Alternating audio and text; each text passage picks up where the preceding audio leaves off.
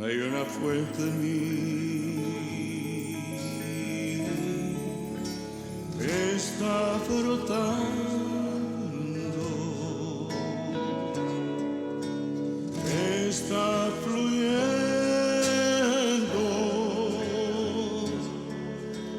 dentro de mí. Hay una fuente en mí que está brotando, que está fluyendo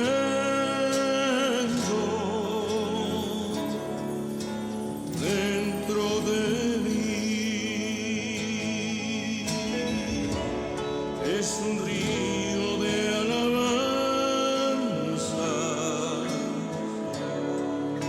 y de adoración, dirigido hacia ti, Señor Jesús. Recíbelo.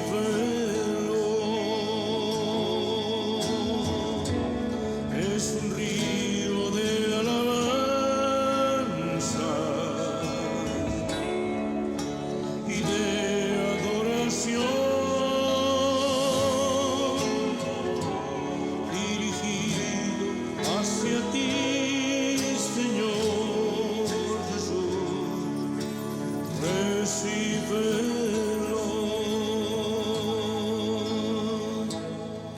Hay una fuente en mí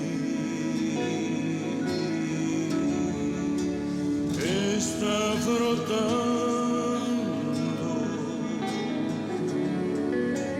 que está fluyendo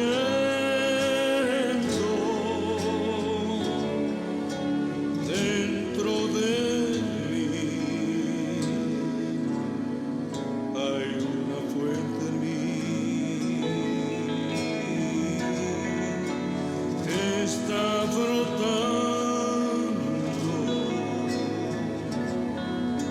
que está fluyendo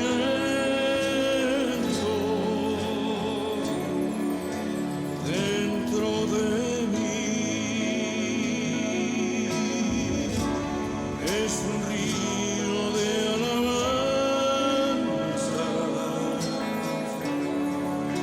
y de adoración, dirigido hacia ti, Señor Jesús. Recíbelo. Es un río de alabanza y de adoración, dirigido hacia ti, Señor Jesús. Recíbelo.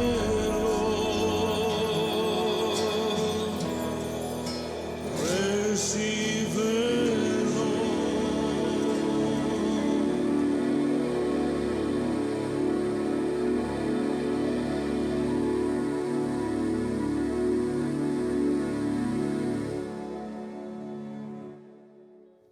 ¿Qué tal, mis amados? Un abrazo muy afectuoso, Luis Eduardo López, el siervo de Jesucristo, para que continuemos con el estudio del libro del profeta Isaías. Vamos ahora en el capítulo 9 con el nacimiento del Mesías. Isaías 9, el nacimiento del Mesías. El pueblo de Dios andaba en tinieblas porque tinieblas habían escogido. Ya lo sabemos, atravesaban por ríos turbulentos porque habían rechazado las aguas mansas y los cuidados de Dios. Recordemos que habían rechazado. Dios les dice: si hubieran aceptado, tu paz se haría como la de un río manso, pero no quisieron. Mientras Samaria buscó ayuda, es decir, Samaria nos referimos al reino del norte, buscó ayuda en Siria, haciendo esa alianza diabólica. Judá buscó ayuda en Asiria, el imperio más poderoso. Había un remanente fiel que Dios se aseguró siempre. Dios sería su santuario para ellos, les dijo. Seré el santuario para ustedes, pero para las dos casas seré tropezadero, la casa del norte y la casa del sur. Para las dos casas los quebrantaría. Prefirieron consultar a magos, adivinos y peor aún, consultaban a los muertos. Consultarán el vivo a los muertos, eso es un contrasentido, una locura, pero observemos que ocurrió allá y esto sigue ocurriendo acá. ¿Por qué? Porque tiene inspiración en los mismos infiernos. El que me esté escuchando y lo esté haciendo, acéptelo con humildad, que la razón natural le enseña. Consultarán los vivos a los muertos. Dice Eclesiastés 9, 4 y 5, los muertos no saben nada, no tienen más paga, su memoria está puesta en olvido, su odio y su amor fenecieron ya. No hay oportunidad para aquel que esté entre los vivos. Isaías declara que hay que consultar a la ley y al testimonio, y quien proceda de otra manera aún anda en oscuridad y no le ha resplandecido. Estos son los que cuando llega el hambre, la fatiga, la tribulación, se enojan contra Dios, pues verán solo tinieblas, y esos son los resentidos contra Dios, que muchas veces se llaman ateos, pero la verdad es que están resentidos contra Dios porque en algún momento solicitaron ayuda y de pronto la ayuda se estaba demorando y se enloquecieron y renegaron contra Dios. Pero Dios, aún con toda esta actitud y en su misericordia, el Señor sigue en esa posición dulce, delicada y misericordiosa, y les promete un Salvador. Vamos a ver dos puntos esencialmente en esta enseñanza de Isaías 9. Número 1, la promesa del nacimiento del Salvador, y número 2, la ira de Dios contra Israel. Vamos a Isaías 1, del 1 al 7, vamos a leerlo por partes. Isaías 9, 1. Mas no habrá para siempre oscuridad para la que está ahora en angustia, tal como la aflicción que le vino en tiempo que livianamente tocaron la primera vez a la tierra de Zabulón y a la tierra de Neftalí, pues al fin llenará de gloria el camino del mar, de aquel lado del Jordán, en Galilea de los gentiles. El pueblo que andaba en tinieblas vio gran luz, los que moraban en tinieblas de sombra de muerte, luz resplandeció sobre ellos. Multiplicaste la gente y aumentaste la alegría, se alegrarán delante de ti, como se alegran en la siega, como se gozan cuando reparten despojos, porque tú quebraste su pesado yugo y la vara de su hombro y el cetro de su opresor, como en el día de Madián. Vamos paso a paso. Dios promete que no habría oscuridad para siempre. Cuando salieron de Egipto, el pueblo de Israel, compuesto por 12 tribus, la tribu de Zabulón se estableció al oeste de Neftalí, que estaban a la orilla del mar occidental, del mar de Galilea, y fueron tratados con desdén, y fueron las primeras zonas que cayeron ante Asiria, fueron deportados, y sus tierras fueron provincias de Asiria. Dios acá en lo que acabamos de leer nos está diciendo que promete llenar de gloria estas tierras, camino del mar de Galilea de los gentiles. Cuando Jesús inicia su ministerio, lo hace en la región de Zabulón y de Neftalí, y ciudad marítima. En Mateo capítulo 4, versículo 12, vamos a buscarlo.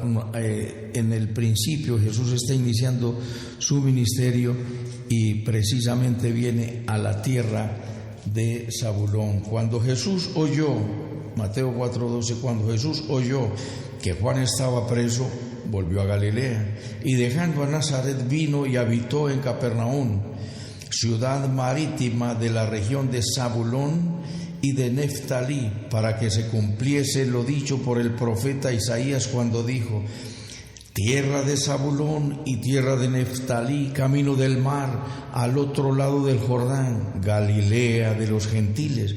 El pueblo asentado en tinieblas vio gran luz, y los asentados en la región de sombra de muerte, luz les resplandeció. Un anuncio esencial, especial y maravilloso que significa Jesús para todos. Sorprendente que Jesús vino a su pueblo judío e inició su ministerio en tierra de gentiles. Versículo 3 nos dice que se multiplicó la gente, multiplicaste la gente, el Señor multiplicó la gente, promesa dada también por Ezequiel en el capítulo 36, versículo 33, que hemos citado en varias ocasiones: te daré las casas desiertas, las ciudades desoladas, y te multiplicaré los hombres como se multiplican los ganados. Se cumple que Jesús, si bien son muchos los que se pierden, pues también nos dice que llevará a muchos hijos a la gloria. En Hebreos 12:10 nos dice que Jesucristo vino a darnos esa gran bendición. Hebreos 2, versículo 10 nos dice: porque convenía a aquel por cuya causa son todas las cosas y por quien todas las cosas subsisten, que habiendo de llevar muchos hijos a la gloria, perfeccionase por aflicciones al autor de la salvación de ellos. Jesucristo, siendo Dios y siendo eterno, en su humanidad nos dice que fue perfeccionado, es decir, madurado, llegó hasta el tiempo del cumplimiento de su propósito, fue perfeccionado por las aflicciones. No somos nosotros perfeccionados de una manera diferente, porque Dios desmonta de nosotros orgullo, vanidad, soberbia y altivez en el sufrimiento, porque nos creemos gran cosa no siendo nada, y el Señor quiere producir en nosotros humildad. Y nos dice el Señor que aumentó la alegría. Versículo 3, aumentaste la alegría, porque la tristeza y el gemido huirán y se alegrarán el desierto y la soledad, nos dice en Isaías 35, versículo 1, y en el versículo 10 nos dice: huirán la tristeza y el gemido. Cuando venimos al Señor Jesucristo, venimos acongojados, tristes, descorazonados, desesperanzados, sin ilusiones, en angustia y ansiedad, en tristeza y desolación, en desesperanza, incertidumbre y miedo. Pero el Señor le da luz a todas esas tinieblas, porque somos como esa tierra de Zabulón que estaba en oscuridad, y nosotros habitamos en oscuridad durante toda nuestra vida, creyendo en muchas cosas en las que nos refugiábamos, en la religión, en las suertes, en las supersticiones, en la moneda, en la lectura de cartas, en la lectura del cigarrillo y una cantidad de cosas que no sirven absolutamente para nada, sino para destrucción, porque son diabólicas. Vienes al Señor y tus tinieblas se van a desvanecer, porque la luz echa fuera las tinieblas. Versículo 4, porque tú quebraste su pesado yugo, el yugo pesado, como en Gedeón cuando le dio la libertad al pueblo que estaba en opresión por los madianitas. Recuerden que ellos se olvidaban de Dios, entonces Dios los entregaba en manos de los enemigos, y los enemigos venían y los saqueaban, venían y se llevaban todos sus sembrados, y Dios levanta a Gedeón, y Gedeón les dio libertad. Esa historia maravillosa de Gedeón ya la estudiamos y está en Jueces capítulo 6, capítulo 7 y capítulo 8. Jesús vino a romper todo yugo. En Isaías 61:1-3 está el ministerio de nuestro Señor Jesucristo, que lo cita cuando Él regresa de su ayuno de 40 días cuando es tentado por Satanás, y él entra a la sinagoga y se le entrega el rollo del libro del profeta Isaías y lee: el Espíritu del Señor está sobre mí por cuanto me ha ungido Dios para dar buenas nuevas a los pobres, sanar a los quebrantados de corazón, para romper todo yugo. Esa ruptura, ese yugo quebrantado, ese yugo roto, lo hace Jesucristo, porque es un yugo el que pone Satanás sobre todos los que rechazan a Jesús, y es un pesado yugo. Si experimentaras la maravilla de lo que es venir al Señor, aún en la tribulación y en la angustia, tú puedes vivir y sentir el gozo de su presencia, porque el gozo depende no de las circunstancias, como la alegría del ser humano depende de que tenga salud, de que tenga amor, de que tenga bienestar, de que tenga fama, de que tenga fortuna. Pero se acaban esas circunstancias y se acaba la alegría.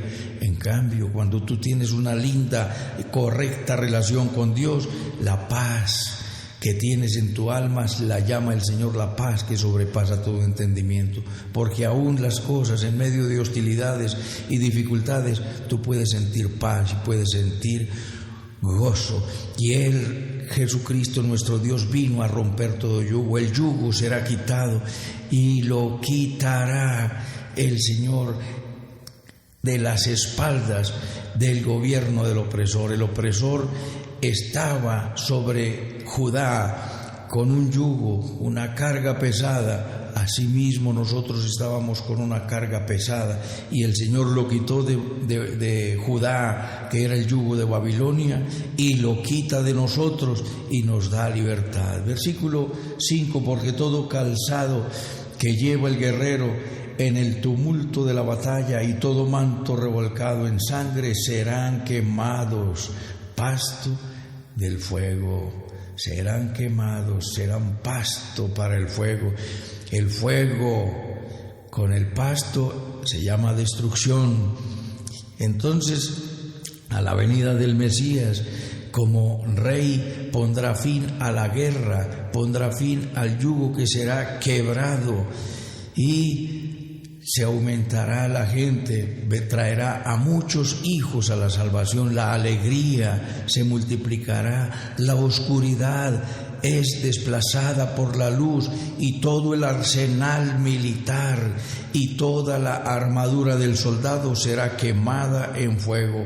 Versículo 6: porque niño nos es nacido, hijo nos es dado, y el principado sobre su hombro, y llamará su nombre admirable, consejero, Dios fuerte, Padre eterno, príncipe de paz. Lo dilatado de su imperio y la paz no tendrán límite sobre el trono de David y sobre su reino, disponiéndolo y confirmándolo en juicio y en justicia desde ahora y para siempre. El celo de Jehová de los ejércitos hará esto. Oh, tremenda palabra profética. Estaban en esclavitud y el Señor les anuncia que habría de nacer un niño. Oh, de pronto no les sonaría muy agradable, pero un niño nos va a salvar.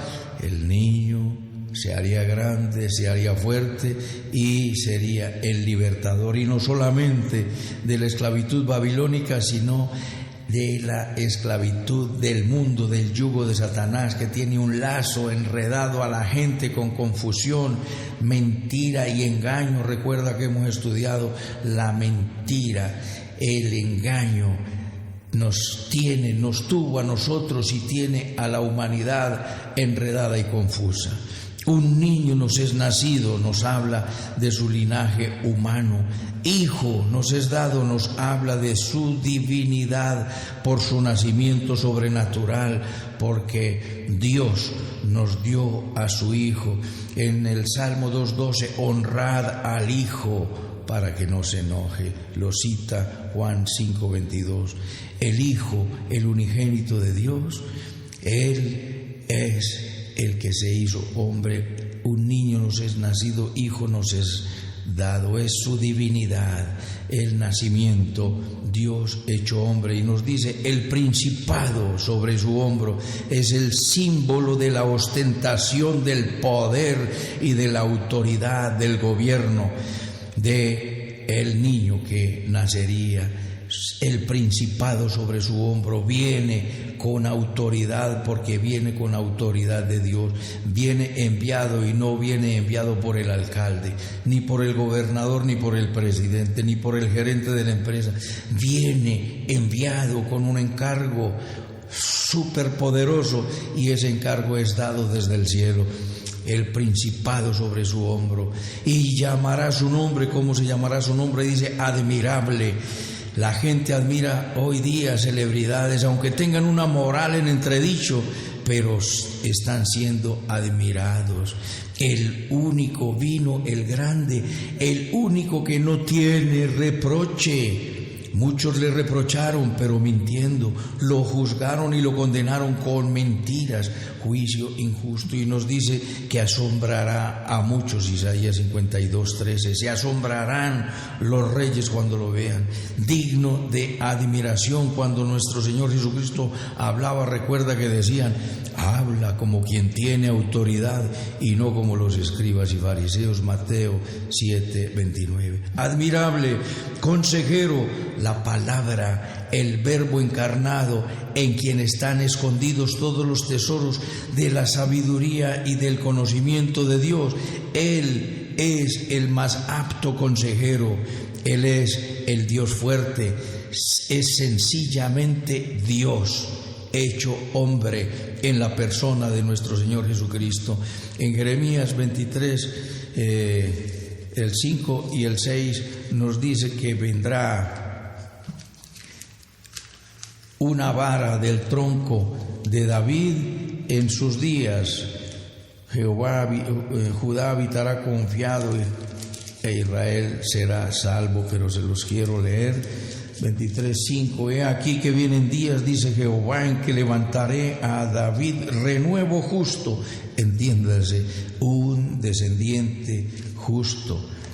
Un descendiente justo reinará como rey, el cual será dichoso y hará juicio y justicia en la tierra. En sus días será salvo Judá e Israel habitará confiado. ¿A quién se refiere? A nuestro Señor Jesucristo. Les repito que para la época de Jeremías, años 700 aproximadamente, cercano al tiempo de Isaías, tal vez oficiaron juntos en alguna época, aunque fue un poco posterior Jeremías. Vienen días, dice Jehová, profetiza Jeremías, en que levantaré a David un descendiente y reinará como rey. Se refiere a Jesucristo, ¿cierto? Y serán dichosos y hará juicio y justicia en la tierra.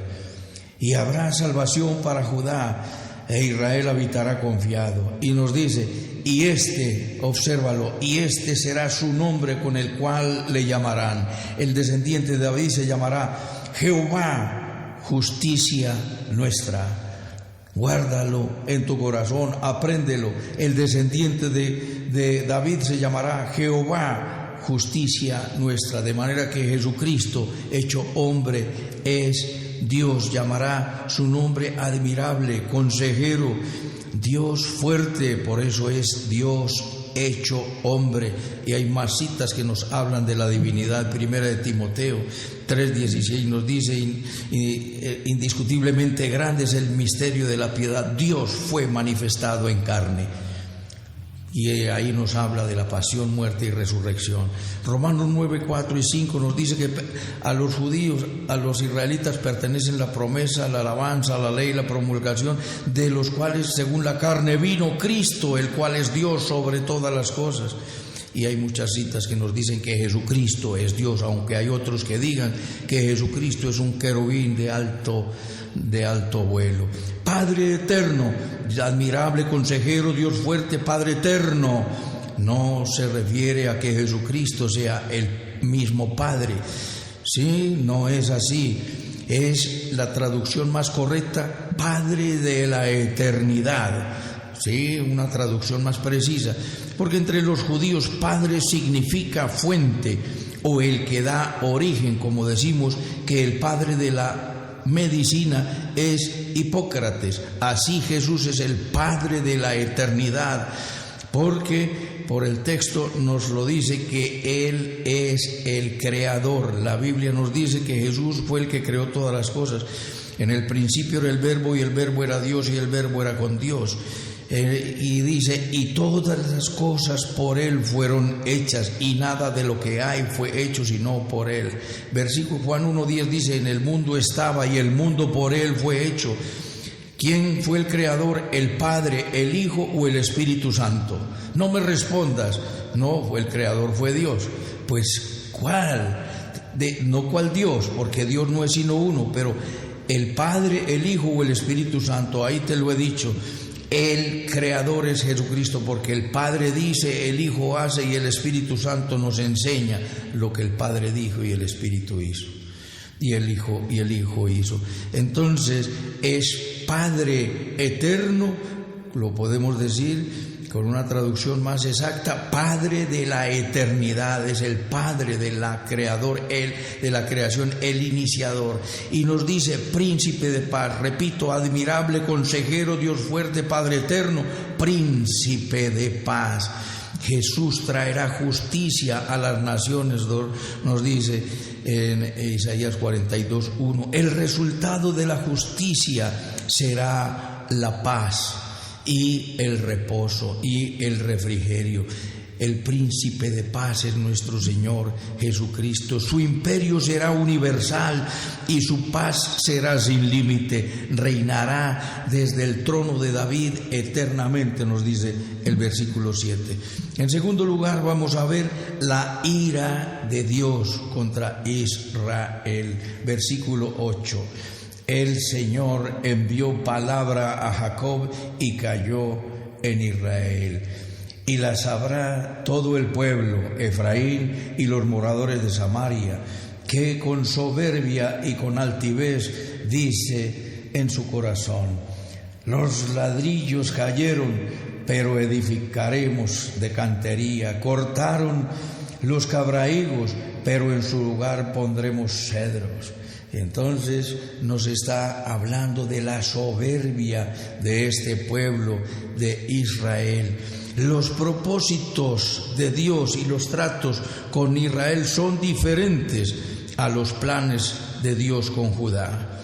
¿Por qué? Pues porque lo vamos a mirar. El pueblo se dividió. Al final de los tiempos Dios unirá a los dos pueblos, el pueblo del norte y el pueblo del sur. Pero Asiria sería el conquistador de Israel y lo arrasaría, y había destrucción y habría una dispersión, una diáspora para siempre hasta, es decir, por largos años, hasta 1948, cuando empezaron a regresar e Israel fue fundada nuevamente como nación. Entonces, para Israel sería destrucción, pero para Judá sería castigador. Israel desapareció después de la conquista en el año 722 por Salmanasar II, y en el año 670 desapareció completamente. No hubo allá un solo israelita, en cumplimiento de esa palabra que vimos en el capítulo 7, que nos dice que en 65, el versículo 8, nos dice que no tengas, versículo 4, no tengas temor por esos dos tizones que humean. Esos dos tizones, recuerden que era la alianza del reino de Israel con Siria. No tengas temor, porque van a acabar, no prosperarán, dice el Señor, no subsistirán ni serán. Y nos dice que en 65 años serán quebrantados, y esos 65 años se cumplieron a cabalidad. Ya lo explicamos, porque la profecía fue dada en el 735 y en el 670 fue completamente destruida Israel. En el año 722 fue capturada por Asiria, pero dejó de ser nación en el 670. Desde el 722 dejó de ser nación, pero quedaban allí unos cuantos habitantes y fueron sacados y fueron llevando gente de otros pueblos, y eso se demoró ese tiempo. Entonces fue el propósito de Dios con Israel, destrucción, y el propósito de Dios con Judá, castigo a través de Asiria. Y así Judá fue capturada en el año 606 y en el 586 completamente en cautiverio en Babilonia. Estas fechas pueden resultarte pesadas, pero con la repetición te vas a familiarizar, y yo quiero insistir en esto, es sencillamente para que resaltemos la fidelidad de nuestro Señor Jesucristo, porque nos da fechas, inclusive 65 años. Tengo que explicar todo esto con fechas para que quedes convencido de la realidad, de la veracidad y de la fidelidad de nuestro Dios. Dios envió su palabra de juicio contra Israel y cayó en saco roto. La recibieron con soberbia. Les anunció había destrucción de la ciudad y de los sembrados, y ellos decían: no importa, las volveremos a levantar, soberbios, y aún así no buscaban a Dios. El Señor ha mandado este castigo, este virus a la humanidad, y la humanidad no quiere venir a Dios. ¿Qué estás haciendo en tiempo de pandemia? ¿A qué has dedicado tu vida en el tiempo de la cuarentena? ¿Hay algo productivo? ¿Estás produciendo lo temporal o te has dedicado a producir lo eterno? Produce lo temporal, pero desde lo eterno. Producir lo eterno es la palabra de Dios en mí, el Espíritu Santo en mí, alimentado por sus enseñanzas. Y estas enseñanzas se hacen vida en nuestras vidas, y así podemos dedicarnos con eficacia y con alegría a las cosas cotidianas que nos dan el alimento cotidiano. Y el Señor no nos dejará. No temas, porque yo estoy contigo. Entonces cortaron los árboles y sembraremos entonces robles. Dios levantó ejércitos enemigos que devoraron a Israel y no reaccionaron aún así con el arrepentimiento. No vinieron, y dice: con todo eso, versículo 12, con todo eso ha cesado ni con todo eso ha cesado su furor, sino que todavía su mano está extendida. El Señor tenía la mano extendida para bendecir, pero como no quisieron aceptar ni recibir, esa mano quedó extendida, pero ya la utilizó para castigar. Nos dice: el pueblo no se convirtió, versículo 13, pero el pueblo no se convirtió al que lo castigaba, ni buscó a Jehová de los ejércitos. Y Jehová cortará de Israel cabeza y cola, rama y caña en un mismo día. El anciano y venerable de rostro es cabeza, el profeta que enseña mentira es la cola. Entonces el Señor siguió mandando destrucción, y la cabeza y la cola. Los gobernantes eran inapropiados, eran criminales. Recuérdalo, como lo dice Isaías 1, 23 y 24, eran criminales, eran amigos de bandidos. Y los profetas eran mentirosos. Y como nos hemos tragado el cuento de lo que dice la humanidad, en ninguna reunión social ni en ningún chat se puede hablar en vías, hablas de Jesús o hablas de política y inmediatamente le sacan tarjeta roja. Eso no se habla aquí. Pero como nunca se habla de Dios, del verdadero, del genuino, y no se permite, y como no se habla de la verdad de la política nacional e internacional, por eso están al mando en los gobiernos los más bandidos. Los bandidos se tomaron el gobierno, por lo menos en Latinoamérica. En el mundo entero hay gobernantes criminales, pero Latinoamérica está gobernada toda por criminales. El foro de Sao Paulo es un foro criminal. Todos han caído en la cárcel por bandidos y por saqueadores, como estos dirigentes del Brasil, como todos ustedes saben, para que no mencionemos nombres acá.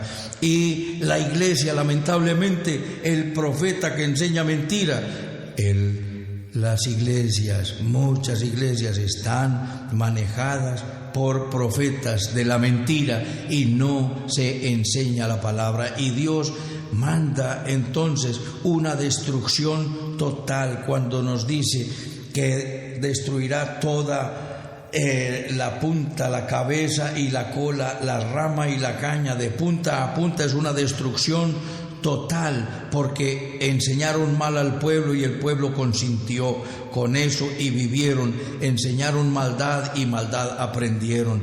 Dios no descarga su ira sin manifestar los motivos de ella de manera previa. Lo dice Amós 3:7, porque no hará nada Jehová el Señor sin antes anunciarlo a sus siervos los profetas.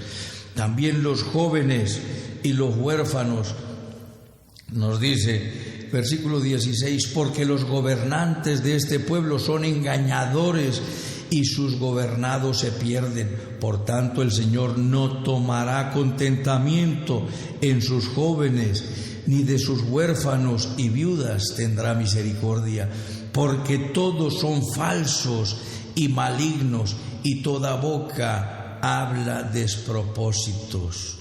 Obsérvalo, ni con todo esto ha cesado el furor, sino que todavía su mano está extendida. La mano del Señor seguía extendida para castigar. ¿Por qué? Porque el pueblo estaba siendo gobernado por criminales.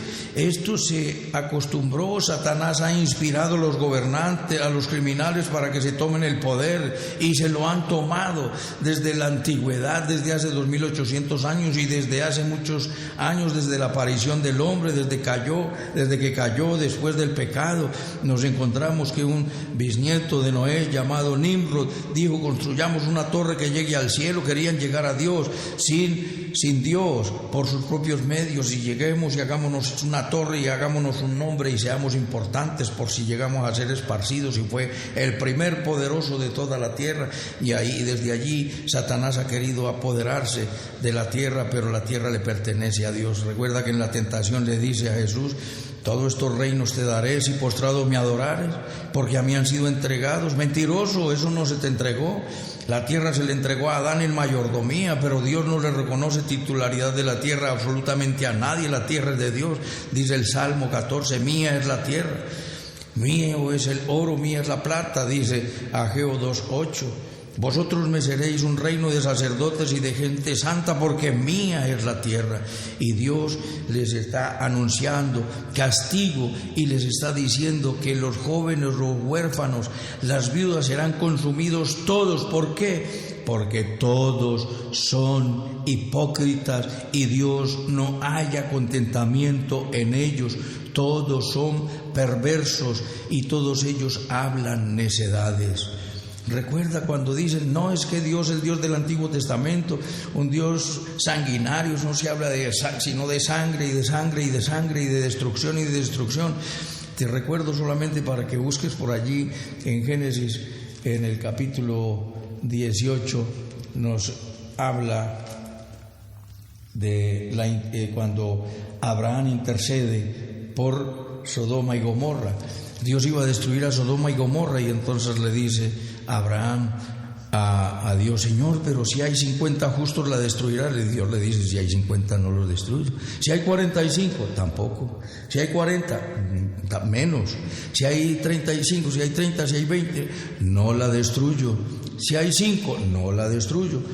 Y finalmente ya dijo: no hay nada más que decir. Aquí esto está plagado de maldad, y por eso destruyó Dios a Sodoma y Gomorra, porque no había ni uno solo, todos perversos, todos dedicados a la maldad. Cuando fue visitado Lot por 2 ángeles para avisarle que tenía que salir, esos 2 ángeles se aparecieron y los vieron como unos seres humanos común y corriente, y llegaron los de Sodoma, los sodomitas, y le dijeron a Lot: entréganos esos hombres porque queremos tener relaciones sexuales con ellos.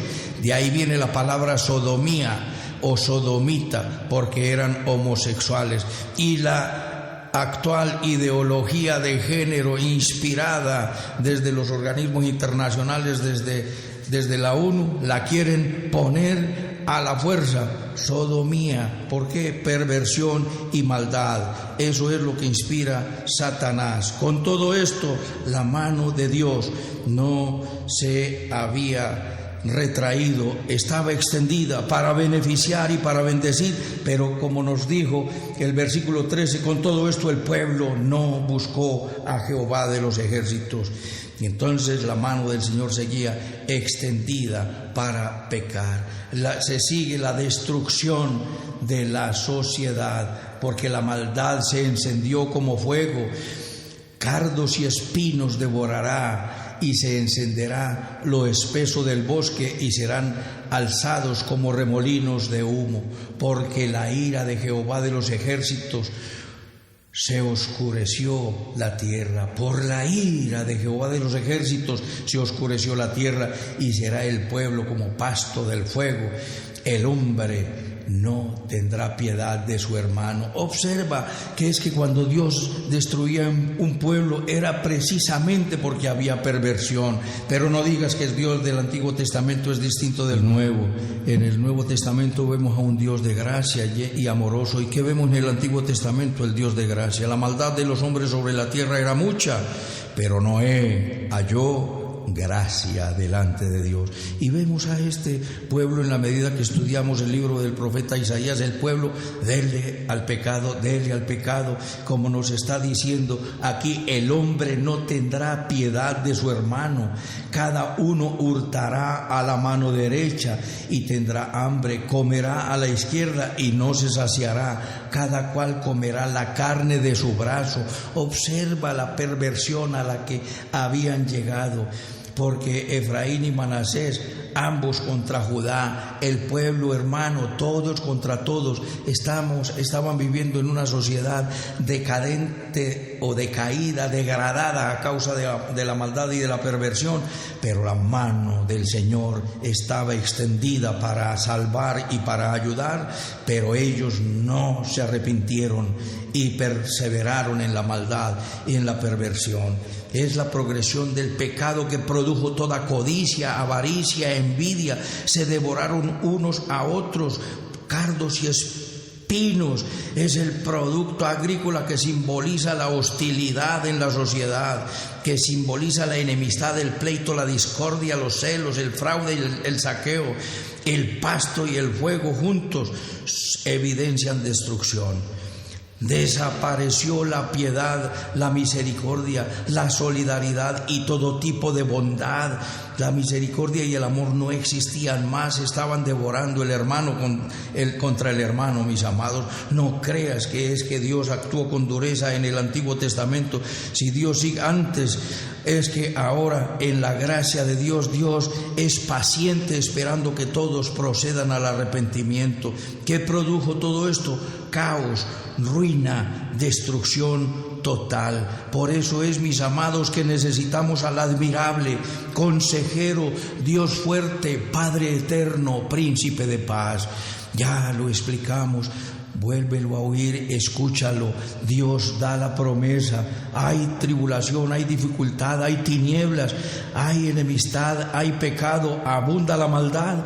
Te traigo la buena noticia, que Dios allá se decía a futuro y hoy lo decimos en pasado, pero lo decimos a futuro porque ese niño que nació, se hizo hombre, murió en la cruz del Calvario para darnos salvación, y el principado está sobre su hombro, todo el gobierno y toda la autoridad está sobre su hombro, y su nombre es admirable, consejero, Dios fuerte, Padre eterno y príncipe de paz. Todo el imperio y toda la paz no tendrán límites y reinará para siempre. Ven a los brazos del Salvador, inclina tu rostro, que es gratis y no duele. Él ya pagó, dejará de doler porque la maldad desaparecerá, porque el Señor te hará fuerte, porque el Señor moldeará tu carácter y tu vida.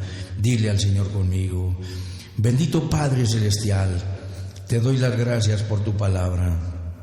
Te pido perdón por todos mis pecados. Confieso que Jesucristo es mi Señor, mi Dios y mi Salvador. Te entrego mi vida. Te pido, Espíritu Santo, que vengas a mi corazón a establecer tu reino, el reino de la virtud y de la integridad, de la verdad y del amor.